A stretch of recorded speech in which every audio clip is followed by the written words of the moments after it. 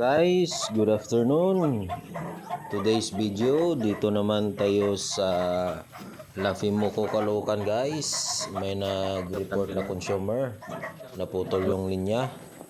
Bali, natumbahan ng sanga ng doldol guys, yung ating linya guys. Kaya naputol. Bali, tanggalin lang na namin yung sanga na nagsablay sa mainline guys para mabalik na yung kuryente. Naputol talaga yung linya. Nag-line clearing kami ng Balagon guys. Bali, retentionin ko na yung primary line na dinugtong na namin para mabalik na kanilang ilaw. Panoorin nyo na lang guys hanggang sa dulo. Ito yung buhay ng lineman guys. Check this out na lang guys. Please comment below guys kung saan kayo para makatulong kami sa inyo kung anong dapat gawin at ma-advisean ko kayo kung saan kayo magtawag kapag ganito yung nangyari, naputol yung linya.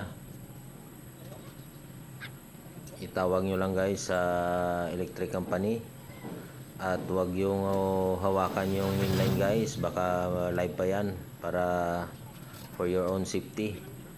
Pag balagay, ipagbigay alam na lang guys sa electric company para maayos yung linya nyo guys. Yun lang siya guys. Panoorin nyo na lang guys paano namin ginawa. Salamat sa panonood guys.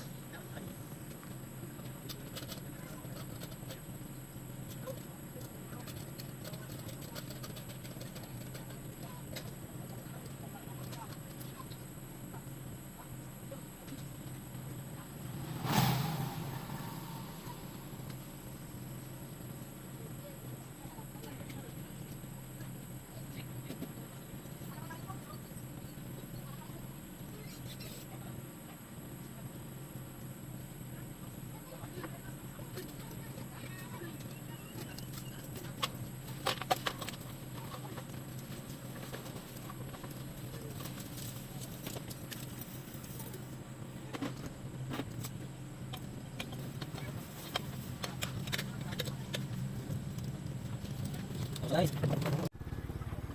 balikan namin yung ilaw sa Lafimuco guys, Caloocan.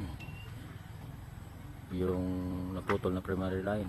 Yun, may kuryente na sila guys. Thank you for watching.